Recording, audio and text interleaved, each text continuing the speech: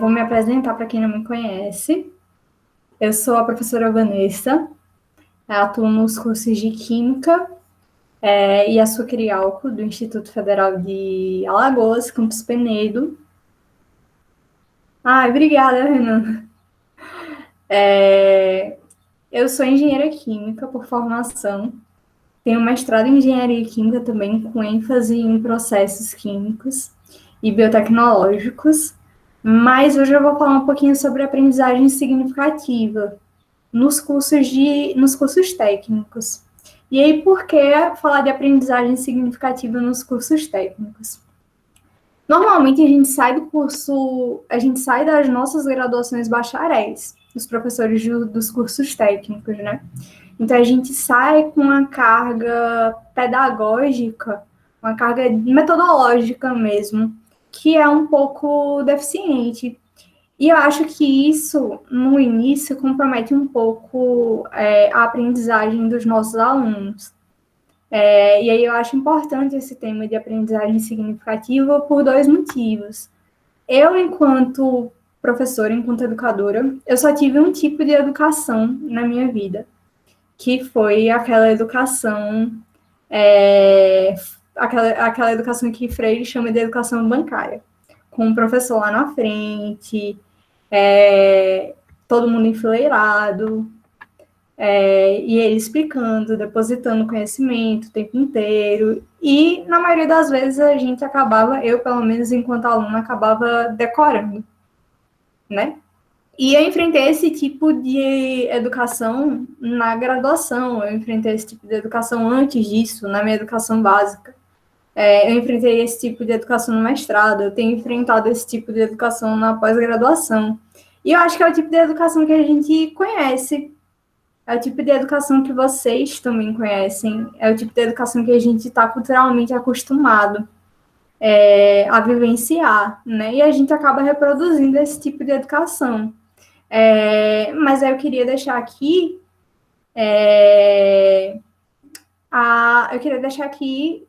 declarado que existem outros tipos de forma de educar, que não é tradicional, né? Que não é a educação bancária que a gente está acostumado.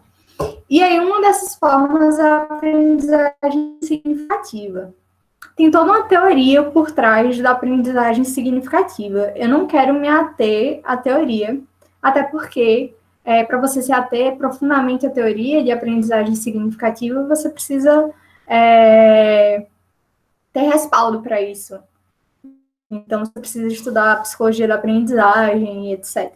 Aqui eu vou falar um pouco sobre o que é aprendizagem significativa e como eu tento aplicar isso no meu fazer pedagógico. E aí eu vou começar a apresentar. Eu vou apresentar pelo Canva, então eu vou ficar sem ver o que vocês estão falando no chat. Mas podem me interromper a qualquer hora, podem abrir o microfone quando quiserem falar, por favor, inclusive. E aí, qualquer dúvida, pode abrir o microfone a qualquer hora, pode me interromper a qualquer hora, tá bem? Eu vou começar a apresentar e aí vocês me dizem se a apresentação ela tá funcionando para vocês, tá?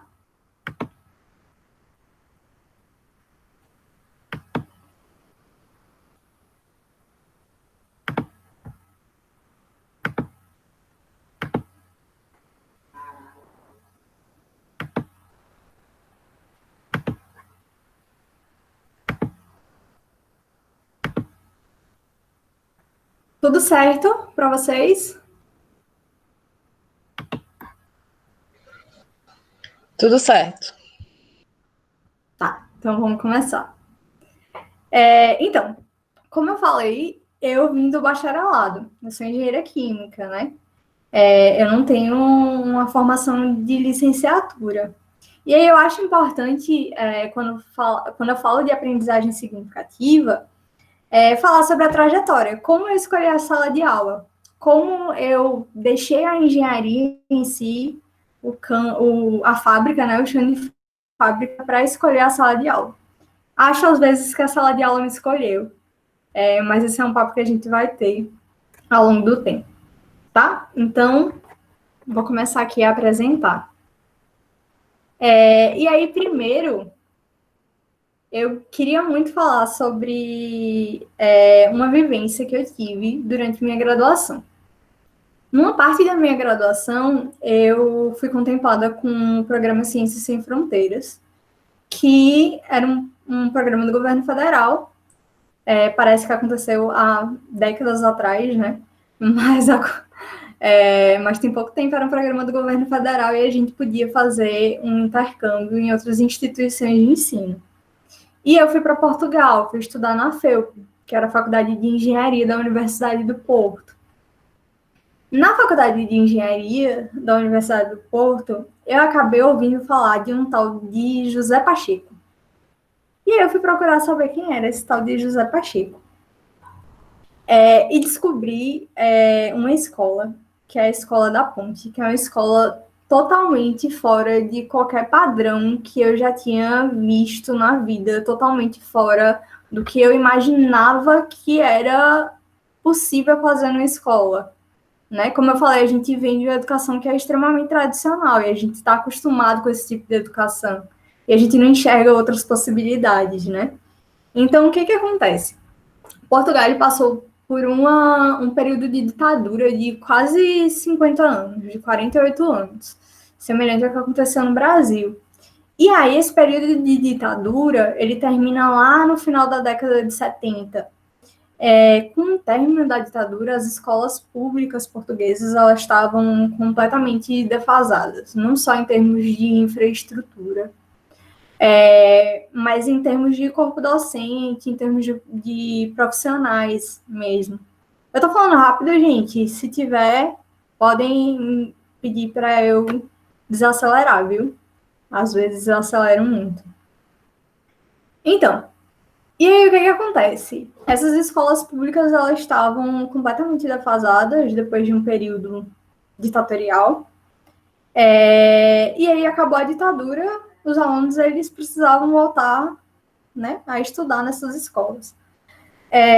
E uma delas é uma escola que fica em São Tomé, que fica a 30 quilômetros de Porto, que era a cidade que eu morava na época em Portugal. E é conhecida como Escola da Ponte. O que é a Escola da Ponte? A Escola da Ponte foi uma das coisas mais sensacionais e transformadoras que eu tive a oportunidade de vivenciar na minha vida. Assim, José Pacheco, foi ele quem criou a Escola da Ponte, na Escola de São Tomé, que é uma escola pública. E o que acontece na Escola da Ponte?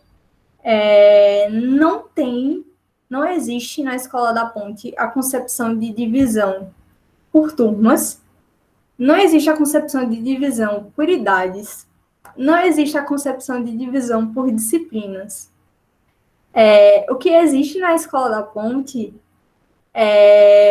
são pavilhões. Então, a gente tem o pavilhão de linguística, e aí é onde fica ali a parte de francês, português, alemão. Tem o pavilhão de matemática. Então, é separado em pavilhões. E como é que os alunos estudam nesse tipo de escola? É sensacional o processo. Os alunos, eles estudam por afinidade com outros alunos e com determinados conteúdos. Então, eu, Vanessa, quero hoje estudar a Revolução Francesa. E aí eu vou no pavilhão ali de humanas e procuro um grupo que também esteja a fim de estudar a Revolução Francesa. E aí, em grupo, não importa a idade, em grupo a gente começa a falar sobre a Revolução Francesa, começa a discutir sobre a Revolução Francesa, a gente é apresentado a um monte de material que a gente tem acesso sobre a Revolução Francesa, e se a gente tiver alguma dúvida, existe um mediador, existe um professor mediador. O que acontecia na Escola da Ponte antes? A maioria dos alunos problemáticos das escolas públicas de Portugal eram enviados para lá. Então, cerca de um quarto dos alunos, eles tinham problemas psicológicos, eles tinham um problema familiar, eles tinham passado por algum tipo de infração. E aí esse tipo de aluno, ele se sente excluído de alguma forma, ele não consegue interagir em sociedade, porque ele por si só já foi excluído, ele já recebe esse título de exclusão. Então, na Escola da Ponte, ele meio que precisa socializar, porque a Escola da Ponte ela é construída em termos de socialização. E é muito bacana porque a Escola da Ponte ela tem toda uma rede de apoio da própria comunidade. Então, a comunidade apoia, e aí ela tem esse sistema de ensino totalmente diferente do que eu já pude conceber. Quando eu entrei na Escola da Ponte, eu fiquei completamente extasiada, assim. Eu acho que esse foi um ponto divisor para eu decidir ser docente. Mas aí ainda tinha muito caminho pela frente, eu ainda tinha que terminar meu curso de engenharia. E o Zé Pacheco, eu ouvia falar do Zé Pacheco na FEUP, porque o Zé Pacheco ele queria ser engenheiro, na verdade. Ele fez engenharia mecânica. E aí ele dizia que não tinha muito o que se descobrir na engenharia mecânica mais. Tudo tinha sido descoberto, tudo estava sendo evoluído, então não tinha mais espaço para descobrir. Enquanto a educação era um campo que era completamente vazio, era um campo que estava completamente sem estudo, por conta da ditadura, inclusive. Então, era um campo que tinha muita coisa para se fazer. E ele queria fazer. Então, Pacheco, ele meio que saiu da educação profissional fez, né? Sair da engenharia e ir para a educação, e ir para a área da educação. E aí, outro divisor de águas para mim, além de Pacheco, eu voltei, eu terminei meu intercâmbio lá na faculdade de engenharia da Universidade do Porto. Aí eu voltei para o Brasil para terminar meu curso de graduação aqui. Quando eu graduei, eu estava estagiando numa usina de açúcar e eu tinha chance de ser contratada, até que eu passei no mestrado. E aí eu tinha que escolher entre a indústria e o mestrado, e eu acabei indo para o mestrado, muito por conta desse livro, muito por conta de Freire. E aí é um dos livros que eu tenho na cabeceira, que é a Pedagogia da Autonomia. Eu deixei um trechinho aqui que eu acho incrível, que é o seguinte: não há docência sem discência. As duas se explicam e seus sujeitos, apesar das diferenças que os conotam, eles não se reduzem à condição de objeto um do outro. E aí eu entendi que a nossa educação era centrada no professor, e isso não fazia sentido, porque não existe educação sem existir aluno, não existe docência sem discência. E esses sujeitos, embora eles tenham diferenças, embora eles tenham conhecimentos em níveis diferentes, eles não necessariamente são objetos um do outro. O aluno ele não precisava estar na condição ali de objeto do professor, de objeto da pessoa que está ali, dando aula. E aí, para mim, isso também foi transformador. Saber que existia a possibilidade de se criar uma educação autônoma, onde a educação ela fosse centrada na figura do aluno, onde a gente tirasse ali o professor um pouco do protagonismo. Afinal, se não existe docência sem discência, né, o que é o professor sem o aluno? Então, por que não figurar, não fazer com que esse aluno ele se sinta sujeito, ele se sinta parte, ele se sinta ator principal do processo de aprendizagem, né? Então, também foi um divisor de águas para mim, e aí eu decidi, finalmente, que eu queria ser professora. E aí, para ser professora da educação técnica, eu tive que fazer mestrado. E fui para o mestrado. No mestrado, qual tipo de educação que eu tive? A mesma educação tradicional que a gente está acostumado, né? Eu tive professores inacessíveis, eu tive professores que a gente tinha que marcar uma reunião com 48 horas de antecedência para tirar uma dúvida, eu tive professores que faziam provas de 8 horas de duração, E eu não entendia muito o significado disso, porque eu não sabia realmente se eu estava aprendendo. Tinha horas que eu duvidava realmente quais as partes que eu estava aprendendo. Eu ficava achando que eu aprendia mais fora da sala de aula do que dentro dela. Isso me gerava uma indisposição, assim, porque às vezes eu queria não estar na aula. E aí, às vezes, eu matava a aula mesmo para estudar. Era matar a aula para estudar, era o ápice, assim, do mestrado. Porque eu achava que estudando sozinha eu enfrentava menos barreiras do que estudando na sala de aula. Eram tantas barreiras para se chegar na figura do professor ali, inatingível, que era mais fácil estudar só. E aí eu pensei que enquanto professora, enquanto fosse professora, eu não queria que isso acontecesse com os meus alunos, né? E quando eu terminei o mestrado num mês, no outro mês eu fui contratada para ser professora.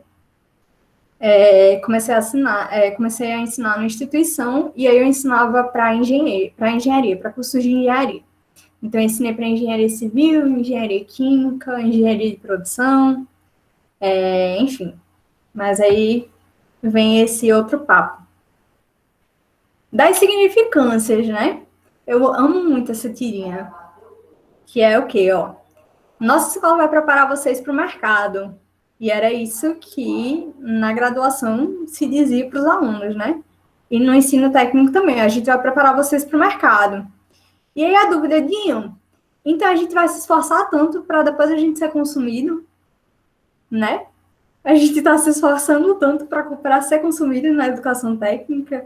Que educação é essa? E aí eu comecei a repensar que eu não queria só ser tecnicista. Eu quero que o meu aluno ele saia técnico, mas ele saia técnico, ele saia humano, ele saia um ser consciente, ele saia um ser ético. E tudo isso ultrapassa a barreira do ser técnico. Eu preciso de mais elementos na minha educação que me amparem para que o meu aluno ele saia com essas competências, que ele não saia só sabendo fazer determinadas análises. Eu quero que ele saiba, mas ele compreenda o que ele está fazendo, ele compreenda qual a importância dele no mercado, ele compreenda qual a importância dele para uma indústria, ele compreenda que ele precisa ser ético, que se ele tiver numa indústria com valores que não condizem com os valores que ele acredita, existem outras indústrias que têm valores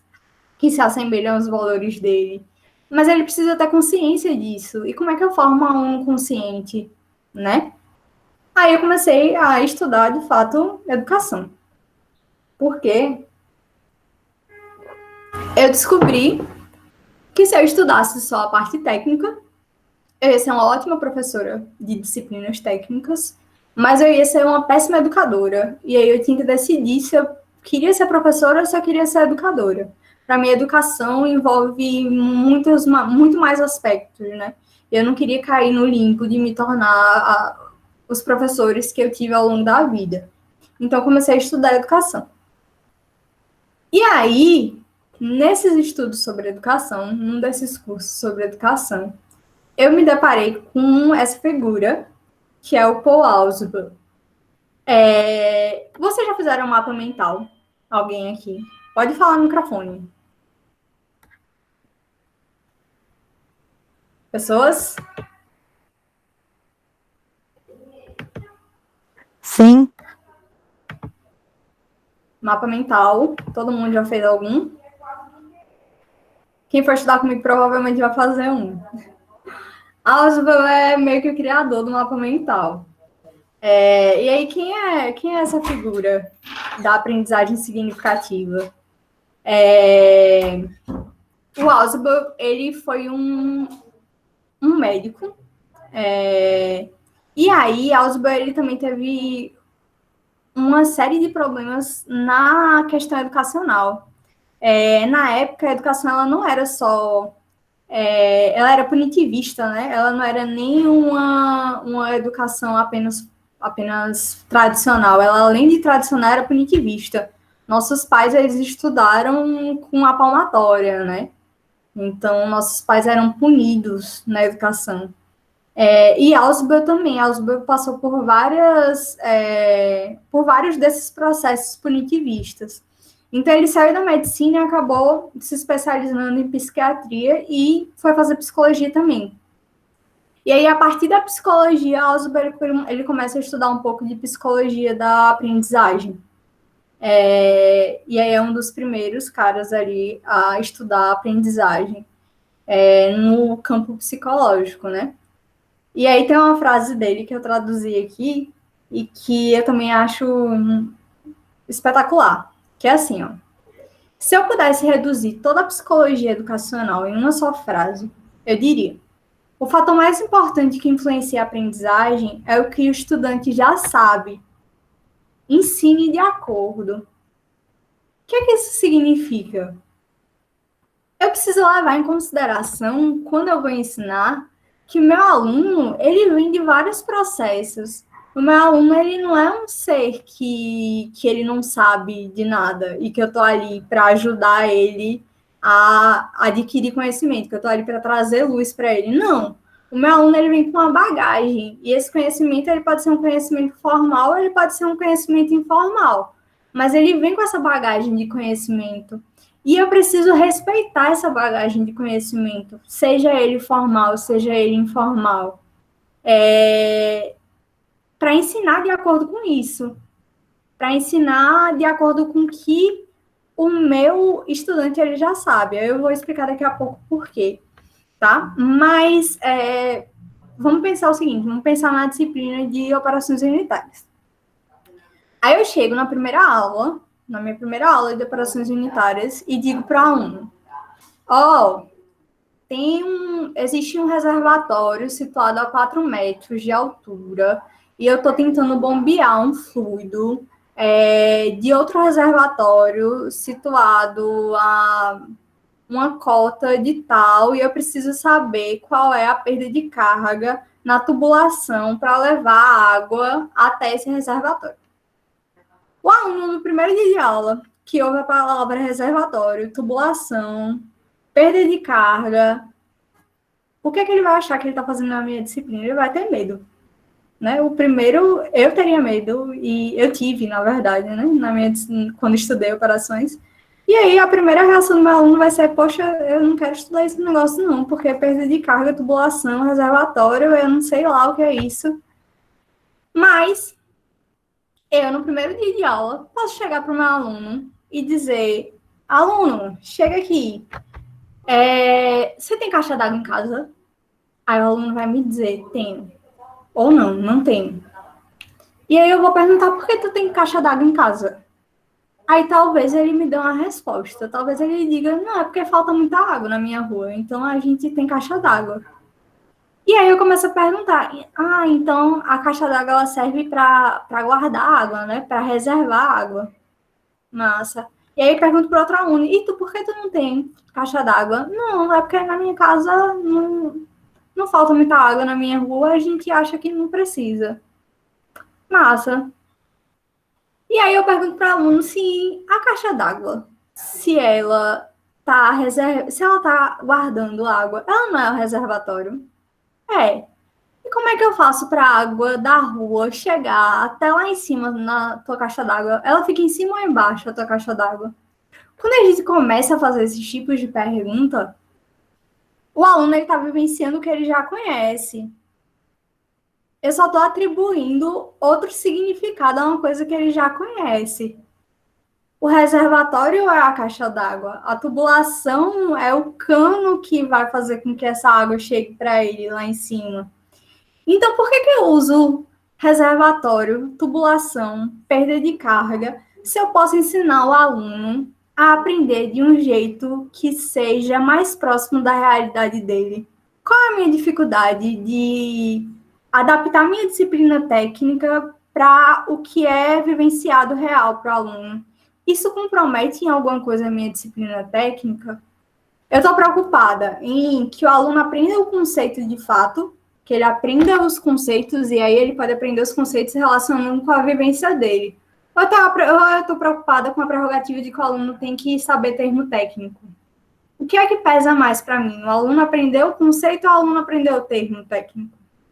E aí eu decidi que para mim pesa mais o aluno aprender o conceito. Então, se eu quero que o aluno aprenda o conceito, vai ser muito mais fácil para ele aprender o conceito se eu apresentar esse conceito de uma maneira que ele esteja próximo, que ele esteja perto da vivência do aluno, né? Mas para fazer isso, eu preciso conhecer o aluno. E aí, eu parto aqui para como é o fluxo de informação nas aprendizagens, né? Na aprendizagem significativa, gente, se tiverem dúvidas, por favor, podem falar aqui, podem me interromper a qualquer momento, viu? Vocês estão me acompanhando, né? Porque eu não estou vendo vocês. Por enquanto, tudo tranquilo. Pode seguir. Então tá bom, vou seguir. Tá, então como é que o fluxo de informação ele chega numa aprendizagem que é significativa e numa aprendizagem que é mecânica? Vamos lá. Na aprendizagem significativa, eu assumo que o meu aluno ele já tem uma série de informações, sejam elas formais, sejam elas não formais, mas ele tem uma bagagem aqui que eu preciso considerar, tá? E aí, o que eu faço? Eu associo novas informações que eu quero que ele aprenda às informações que ele já tem, tá? Então, essas informações já existentes são chamadas, na aprendizagem significativa, de subsunsores. Eu não vou entrar muito nessa parte da teoria em si, porque tem vários termos, enfim, não é o objetivo. Mas esses conceitos pré-existentes, eles são os subsunsores. Se eu associo uma coisa que ele já conhece, um reservatório com uma caixa d'água, tá? Fica mais fácil para ele entender o conceito. Mas como é que esse fluxo de informação ele funciona numa aprendizagem que ela é mecânica, tá? Eu só incorporo nova estrutura. Eu só incorporo informação à estrutura cognitiva do aluno. Então, eu só jogo informação nova e conceito novo. E eu saio jogando isso sem fazer uma associação com o que o aluno já sabe, tá? Então, aqui, talvez o aluno aprenda, mas na maioria das partes ele vai decorar.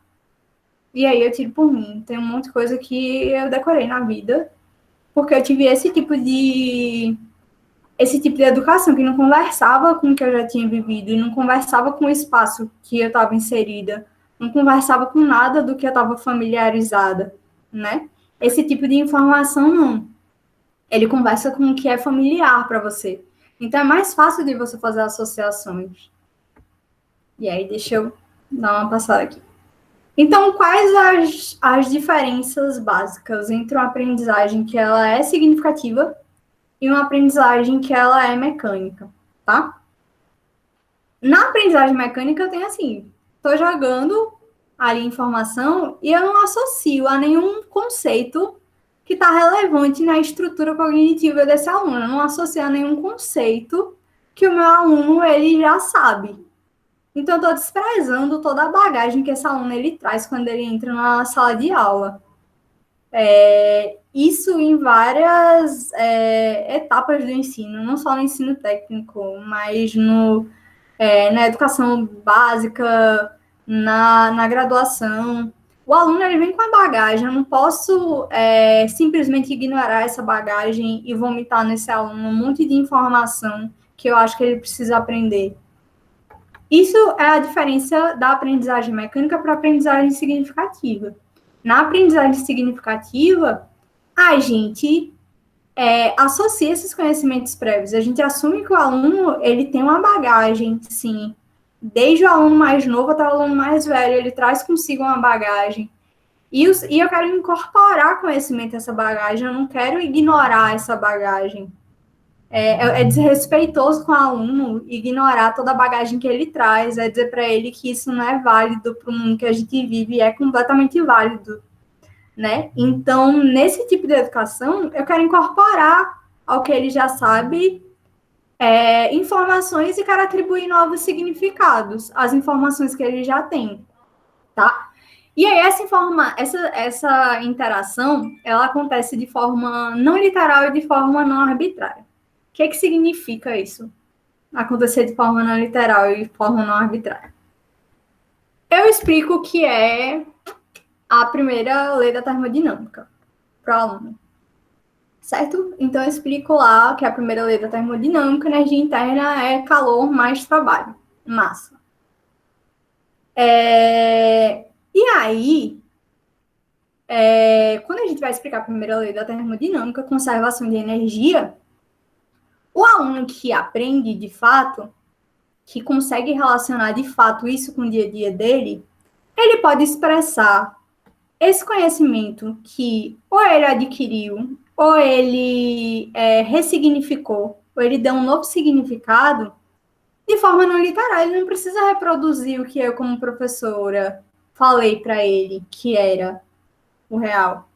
Ele pode aprender a internalizar isso e reproduzir de outros tipos de forma, e por que não? Né? Por que não? Por que exigir que o aluno ele reproduza igual o que eu falo? Não. Se ele aprende, ele pode reproduzir da forma que ele acha que é conveniente para ele, da forma que ele acha que ele internalizou. E isso é muito bom. Eu tô fazendo com que o aluno ele entenda e ele tome para si o entendimento dele e ele se torne autônomo ao repassar esse conhecimento, ao reexplicar esse conhecimento. Ele se torna autônomo. Eu não quero que o meu aluno ele saia reproduzindo o que eu falei, né? Eu não quero que o meu aluno ele saia fordista lá, que nem no filmezinho do Charlie Chaplin, pregando o parafuso. Não, eu quero que ele tenha autonomia para, de fato, entender esses novos conhecimentos e para ele aprender a aprender, né? E ela é não arbitrária, no sentido... Em que sentido ela é não arbitrária? Eu preciso que a informação, ela tenha conexão com a informação que o aluno já sabe. Eu preciso que as duas estejam conectadas. Então, eu não posso jogar a informação de forma arbitrária. Eu preciso recolher primeiro a informação que o aluno já tem, para que quando eu for inserir novas informações ali para ele faça essa conexão, ele faça esse vínculo, tá? Então, por isso, não é arbitrária. E aí, vamos lá. O que eu preciso, então, para tornar a aprendizagem significativa? Aí eu coloco duas condições básicas. Foi álgebra, eu só copiei, viu? O que eu preciso para tornar a aprendizagem significativa, de fato? Eu como docente e meu aluno como discente, nós dois. Por quê? Porque nós dois fazemos parte do processo de ensino-aprendizagem. Eu não sou melhor que ele. Ele faz parte igual desse processo, né? Eu já estou assumindo que eu não sou a figura central, que eu, como professora, não sou a figura central, eu sou só mediadora. Eu sou só mediadora, mas ele é a figura central. Meu aluno é uma aprendizagem pautada no aluno. Eu quero que a minha aprendizagem se paute nesse aluno, né? Então, o que eu preciso para isso? Então, basicamente, primeira coisa, que o material de aprendizagem ele seja potencialmente significativo. Segunda coisa, que eu aprendi que o aluno ele apresente uma predisposição para aprender, né? Porque se ele não quiser aprender, eu posso fazer 1 milhão de malabarismos e aí eu não vou conseguir, né? E aí a gente entrou nesses dois pontos. O que é um material potencialmente significativo? A questão é essa, não existe um material potencialmente significativo. Não existe uma apostila significativa. Olha, eu vou ensinar operações unitárias significativa. Eu vou ensinar mecânica dos fluidos significativa. Eu vou ensinar processos industriais significativo. Não existe um material significativo. Não existe uma apostila significativa. Não existe um conteúdo significativo.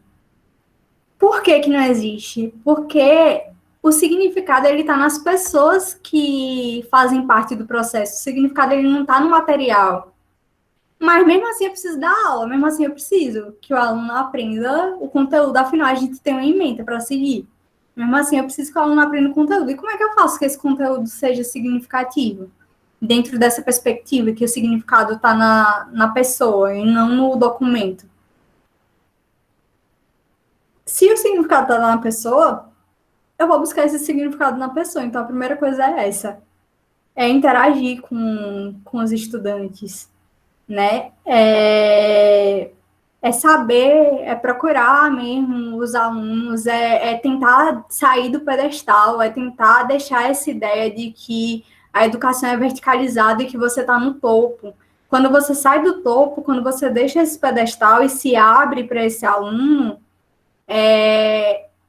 você consegue saber ali o que é que ele precisa, o que é que ele sabe já, quais conexões você precisa fazer, porque você conhece esse menino. E, por outro lado, eu preciso que o aluno ele tenha predisposição a aprender, eu preciso que ele queira isso, eu preciso que ele queira essa aproximação, eu preciso que ele ache normal essa aproximação. E como é que eu faço isso?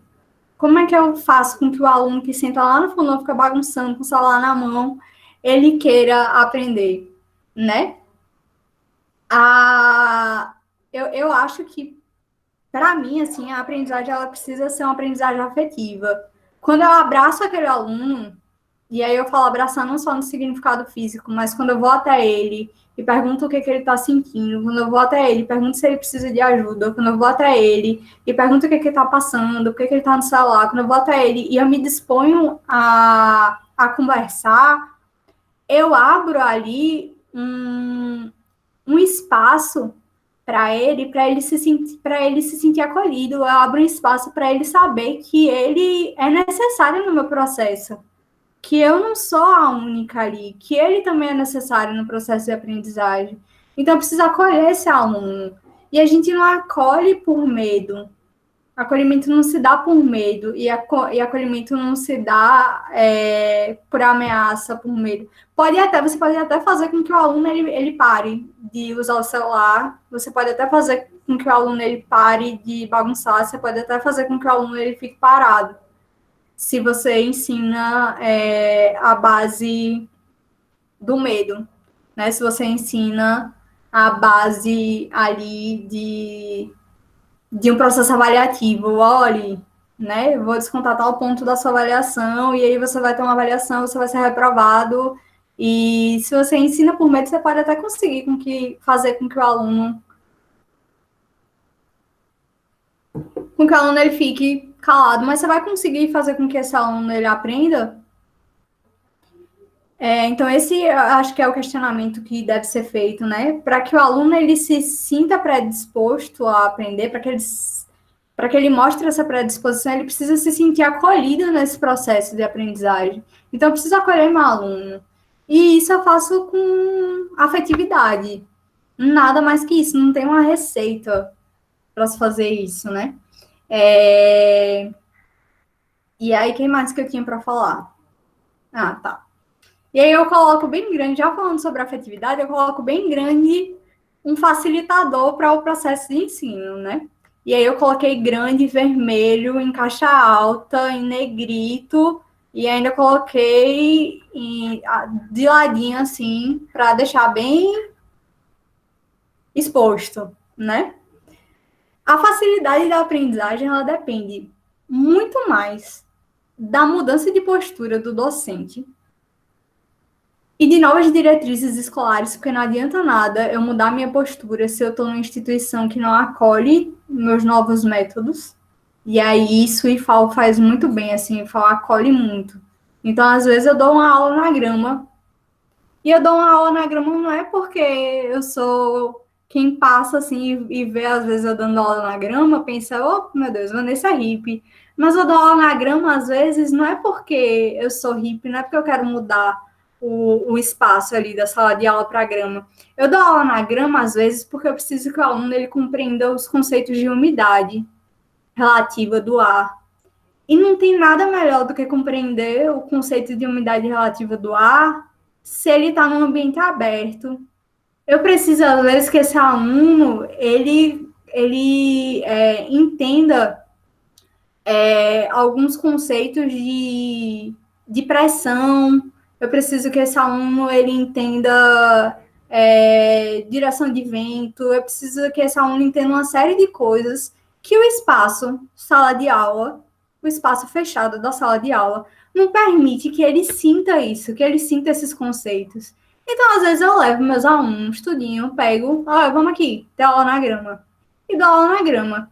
O IFA é uma instituição que me permite fazer isso, que não me repreende nesse sentido. Então, isso é muito bom, essa diretriz. Eu tenho uma diretriz escolar que me apoie nisso, né? Mas isso é uma realidade que eu não enfrentei, por exemplo, em outras instituições. Então, a gente precisa dessa mudança da postura docente, mas a gente precisa de diretrizes escolares que também apoiem essa mudança, né? E a gente precisa mais disso do que de tecnologias de informação modernas, do que metodologia ativa, do que nova metodologia. Por quê? Eu estou dizendo com isso que a tecnologia de informação não é importante, não. Né? Um ambiente tecnológico ele é importante para uma formação técnica, ele é indispensável para uma formação técnica. Mas a gente pode ter um ambiente completamente tecnológico, completamente cheio de tecnologia de informação. Eu posso ter uma central da NASA na minha escola e o meu aluno ele pode não aprender nada com isso. Eu posso sair com um aluno que ele não teve uma modificação ali. Mesmo que eu tenha a central da NASA, mesmo que eu tenha, assim, tecnologias extremamente avançadas, que eu tenha supercomputadores, que eu tenha cluster, se o meu aluno, ele não consegue aprender de uma forma significativa, se ele só consegue decorar, do que me serve a minha central da NASA, o meu supercomputador? O que é que o meu aluno vai fazer com ele? Ele vai só reproduzir uma linguagem de programação e pronto? E as perspectivas que ele vai ter? Como é que ele vai enxergar como ele pode mudar o mundo através disso, através dessas tecnologias que estão dispostas, sabe? Por outro lado, eu posso ter uma central da NASA e posso ter uma aprendizagem que faça com que meu aluno entenda que para ele o céu é o limite. Eu posso ter essas tecnologias de informação e ter um aluno que entenda que não tem limite para ele, que o ambiente para ele não é limitado mais, sabe? Que ele pode pegar todo esse conhecimento que ele adquiriu e ele pode ir para a Lua, sabe? O céu é o limite para ele. E qual a diferença desses dois casos, assim? Qual a diferença quando eu estimulo um aluno a aprender, levando em consideração as coisas que ele já sabe, e quando eu apenas faço com que o aluno ele reproduza alguma coisa, né? Quando eu limito o meu aluno. Então, essa questão é muito a questão de postura, né? De como eu vou me portar. Eu quero que o meu aluno ele vá para a indústria sabendo fazer só análise. Não, eu quero que o meu aluno ele saia um ser humano melhor, além de um profissional melhor, né? Afinal, eu acho que as duas coisas elas estão conectadas. Um profissional bom, ele é um ser humano que é ético, né? E aí, falando de facilitadores, eu vou falar de tentativas no meu processo de ensino, de tentativas de aprendizagem significativa. Por que tentativa? Porque é uma tentativa mesmo. Como cada turma é particular, como a aprendizagem significativa ela está centrada no que o aluno já sabe, cada turma é particular. Cada turma vai ter um perfil de aluno diferente. E a partir do momento que eu mudo esse perfil de aluno, o material que eu preparei para uma turma não necessariamente vai servir para outra, pode não servir de jeito nenhum, inclusive. O material que eu preparei para essa outra turma e que foi muito massa pode não servir para outra turma. Eu preparo um jogo que pode ser muito efetivo para uma turma, mas pode ser pouco efetivo para outra. Por quê? Porque está intimamente ligado ali aos processos, né, que o aluno já tem na estrutura cognitiva dele. Então, eu preciso... E aí, esse é um dos desafios também, né? Eu construo junto com eles o processo de aprendizagem. Para construir junto com eles, leva tempo. Leva tempo, é desgastante. Produzir um material é muito mais trabalhoso do que produzir apenas um slide. Então, tudo isso leva tempo. Por isso que aqui a gente fala disso, que a gente precisa de uma mudança na postura do docente. E do discente também, do aluno também. Eu preciso que esse alunado, ele mude de postura, né? É um processo conjunto, né? Então, eu preciso das duas coisas, dos dois facilitadores.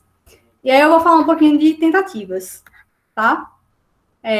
Tentativas, algumas deram certo, algumas não deram certo. Eu separei só algumas, até porque o nosso tempo é um pouquinho curto. Algumas aconteceram em outras instituições que não IFAL, e aí, infelizmente, a gente viveu esse momento pandêmico, então eu estou há 5 meses sem ter contato com a sala de aula, né? Mas essa situação é uma situação muito atípica para a gente, para todo mundo que está vivendo, né? E eu acredito que a gente vai reencontrar o equilíbrio nessa situação. Mas vamos lá. O que é isso aqui, tá? Primeiro que eu falei sobre o mapa mental, né? Eu trabalho muito com mapa mental em sala. O mapa mental, ele é necessariamente significativo? Não. Eu posso construir um mapa mental. O que seria um mapa mental? Eu parto de uma ideia, de um conceito principal, e eu vou destrinchando ali esses conceitos a partir desse conceito principal. Vou destrinchando os subconceitos no mapa conceitual, tá? Com palavras-chave, então geralmente com uma palavra única. Eu não preciso de uma descrição longa sobre uma determinada coisa. Eu posso usar uma palavra para descrever uma coisa. Necessariamente, apesar de ter sido construído dentro da teoria da aprendizagem significativa, necessariamente o mapa mental ele é significativo? Depende. Se o meu aluno ele conseguiu fazer com que essa estrutura aqui, essa subestrutura, que foi a estrutura que eu adicionei, a estrutura que ele já tinha, o conhecimento que ele já tinha, se ele consegue, de fato, fazer uma ligação entre eles, então eu consegui ter sucesso, eu consegui fazer com que, de fato, fosse significativo, né? Se ele fez essa associação. E aí eu trabalho muito com mapa mental. Aqui, por isso que eu falei anteriormente que a gente não precisa necessariamente de um aparato tecnológico para fazer com que uma apresentação, para fazer com que uma aprendizagem ela seja significativa. Porque eu posso usar uma cartolina e posso usar um piloto e fazer com que essa aprendizagem seja significativa. Por outro lado, por exemplo, agora no momento em que a gente está vivendo, a gente está se conversando por tela, né? Então não tem como usar uma cartolina e um piloto. Mas a gente tem ferramentas que fazem a mesma coisa, a gente tem ferramentas extremamente simples que são capazes de fazer a mesma coisa, tá? Mas o que importa é que, independente da ferramenta, eu quero fazer com que o meu aluno ele crie associações. Porque criando associações, a estrutura cognitiva dele ele vai estar mais estruturado cognitivamente falando, né? Aqui é um protótipo. Eu trabalho muito com protótipo também, assim. Então, todo início de disciplina eu já digo, minha gente, todo bimestre vocês vão ter que construir uma coisa, viu? E aí as coisas variam. Depende da turma, depende do conteúdo, mas eles precisam construir coisas. E aí, o que é isso aqui?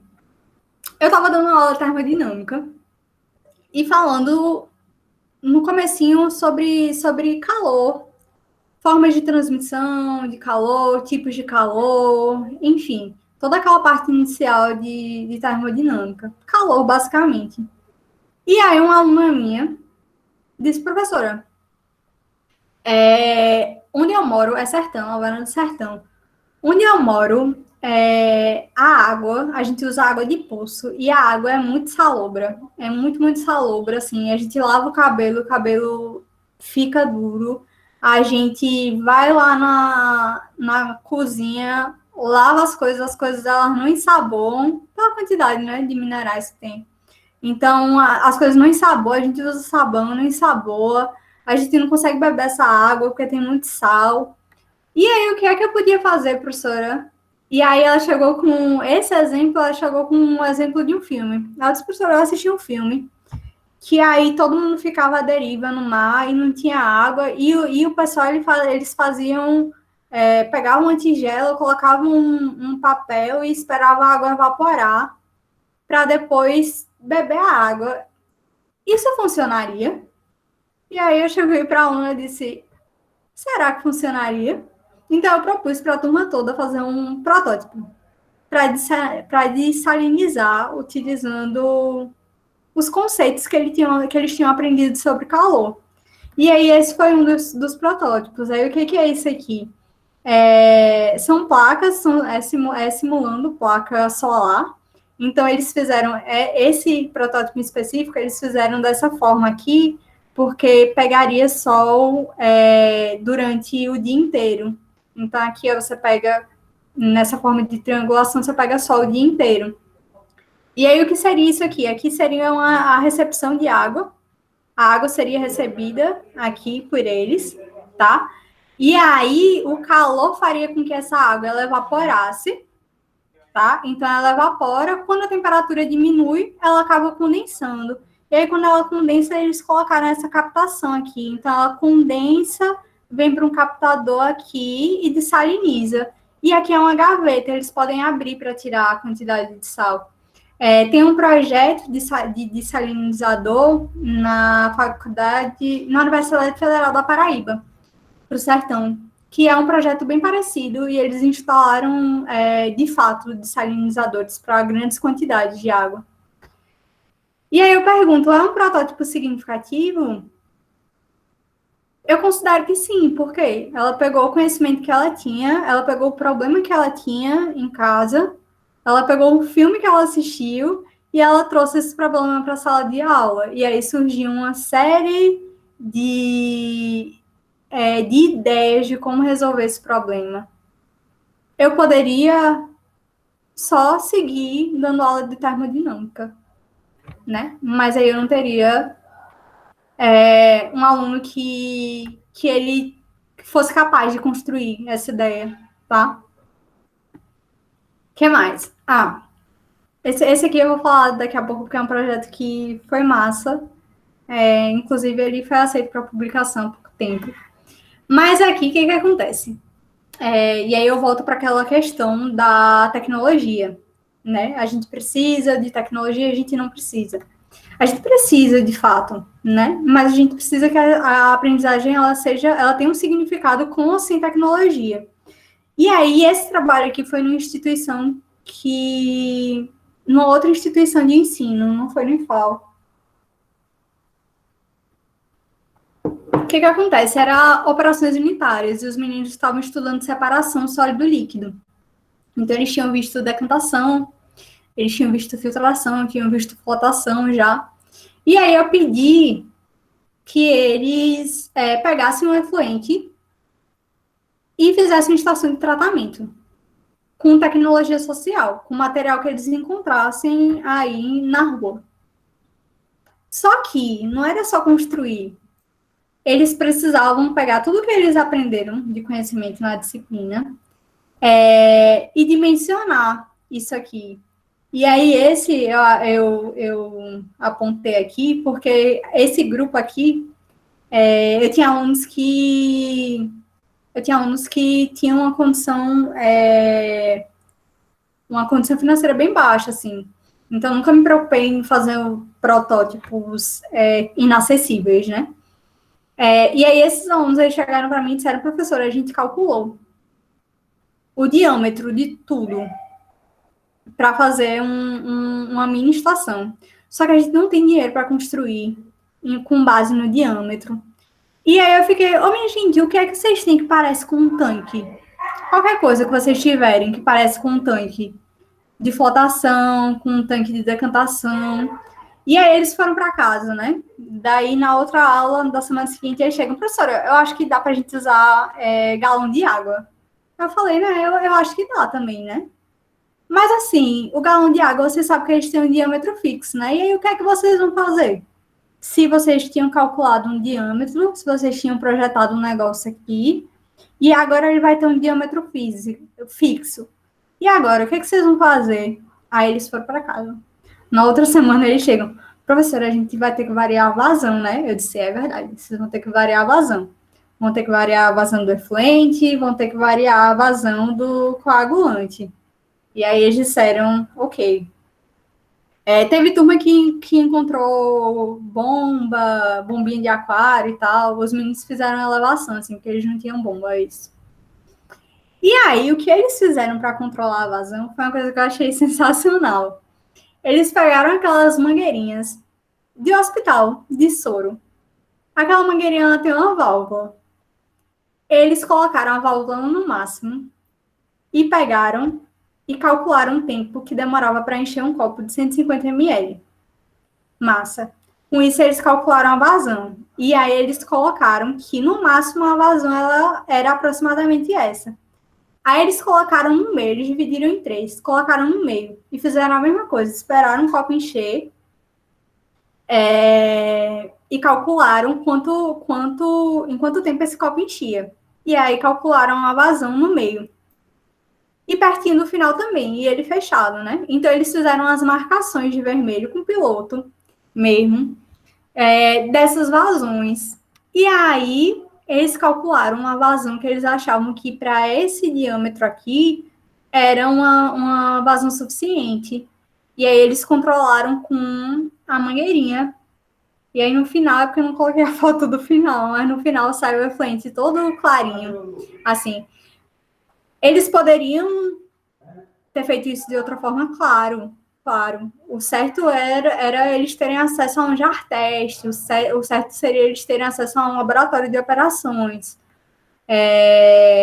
Mas não tinham, então a gente improvisa, tá?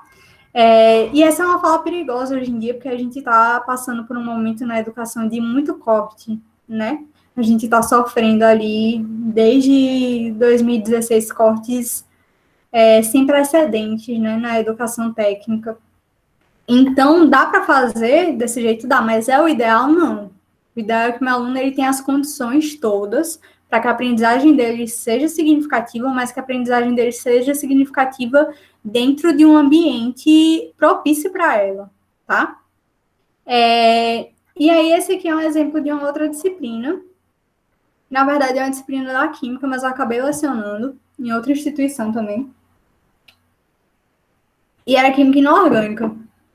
Química inorgânica é difícil, né? Química inorgânica envolve teoria de orbital molecular, envolve conceitos que não são muito fáceis de fazer associação com coisas que a gente conhece. São conceitos muito abstratos. E aí é normal que você tenha uma dificuldade, assim. E esses meninos, eles tinham dificuldade também em química inorgânica. E aí como eu não conseguia fazer associação, e essa era uma deficiência também minha, como a gente tinha uma disciplina que era extremamente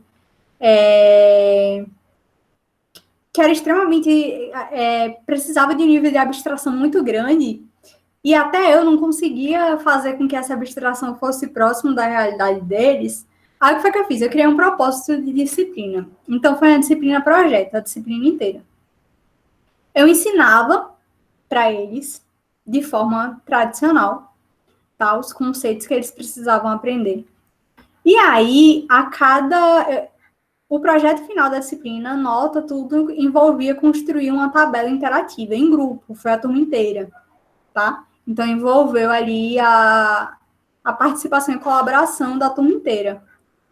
E aí era o seguinte, eu passava os conceitos e eu pedia para eles fazerem um banco de dados com esses conceitos para um determinado grupo da tabela periódica. Então, alcalinos. Eles pegariam esses conceitos e eles construiriam uma base de dados. Então, eles começaram a pesquisar várias coisas. Propriedades, como o elemento foi descoberto, e aí entrava em ligação, como esse elemento ele fazia ligação. E aí eles foram construindo a base de dados num site gratuito mesmo na internet. Depois que eles construíram essa base de dados, eles geraram QR Codes para cada elemento desses. E aí eles fizeram essas caixinhas, que é caixinha com papelão mesmo. E colaram nessas caixinhas os elementos ao final da disciplina. Foi um semestre para essa construção acontecer. E aí eles colaram nessas caixinhas o nome do elemento e um QR Code com as informações todas que eles tinham feito o levantamento. E aí, depois, o que eles fizeram com isso? Eles montaram essa estrutura que ficava no refeitório da instituição. Então, obrigatoriamente, se você fosse comer e tivesse que sair da entrada para ir comer e sair da lanchonete para voltar para a entrada, você passava por essa estrutura. E essa estrutura era móvel, então os cubinhos podiam ser girados. E aí as pessoas iam lá, giravam um cubinho, apontavam a câmera para o QR Code e tinham acesso a um monte de informações desses elementos. E aí a estrutura ficou um semestre inteiro lá, até ser completamente destruída, assim. Mas o que aconteceu nessa disciplina, projeto? Além de eu ter dado uma perspectiva para eles de construção de um projeto, quando eles viram montado e quando eles viam que a comunidade acadêmica ela estava de fato interagindo, e de fato a comunidade acadêmica interagiu muito, foi um processo muito bacana. Quando eles viram que de fato a comunidade estava interagindo, eles viram que tinha um propósito naquilo. E aí você faz educação com propósito, né? Aqui a gente fez usando papelão. Poderia ter usado outras coisas? Claro, poderia. Os meninos de Química fizeram um PPI que construíram uma tabela interativa no computador, né? Eu não tinha recurso. Eu poderia construir uma tabela uma tabela interativa lá em que você pudesse clicar nos elementos? Poderia. Eu só não tinha esse recurso. Mas dá para a gente fazer a educação variando recursos, tá? Então, é totalmente possível. E aí eu trago isso como uma... uma... Nossa, a palavra agora fugiu real, assim. Eu trago isso como questionamento mesmo. Que tipo de educação a gente tem feito enquanto professores? Que tipo de educação os alunos têm recebido enquanto alunos? E que tipo de colaboração a gente tem tido, professor-aluno, para que a gente faça uma educação diferente? Tá? E é totalmente possível construir uma educação diferente com a colaboração de todo mundo. Então, eu finalizo aqui. Acho que tinha um monte de coisa mais para falar, mas é muita coisa, então o tempo da gente é curto. Meu e-mail está aqui, vocês conhecem, e aí podem entrar em contato para se interessarem por material, para pegar material, podem entrar em contato, que eu disponibilizo, sim. E é isso, eu queria saber, deixa eu parar de apresentar agora, para eu poder ver vocês.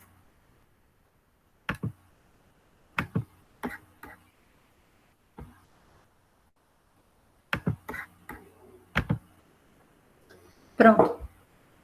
Agora eu vejo vocês. E aí, queria saber se vocês têm dúvidas, o que é que eu posso mais contribuir com vocês nesse processo. Falem dúvidas, questionamentos.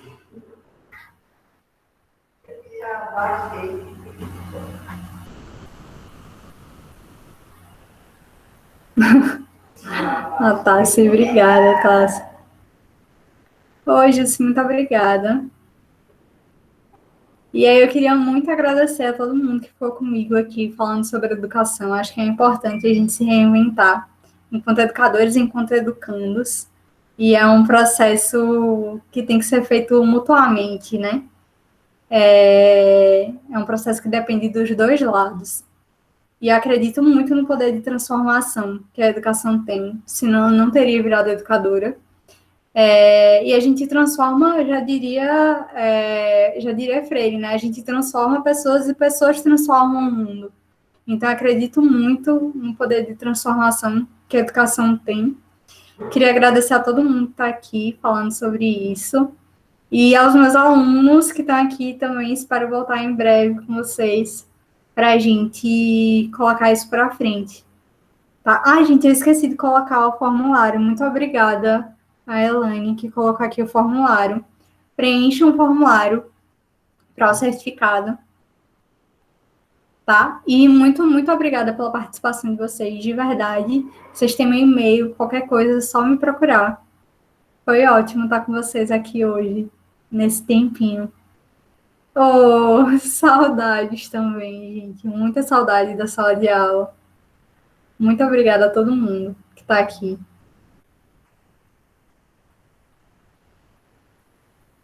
Não esqueçam, assina a lista, tá? Eu vou ficar aqui esperando. Obrigada, Renan. Sim, vou parar a gravação.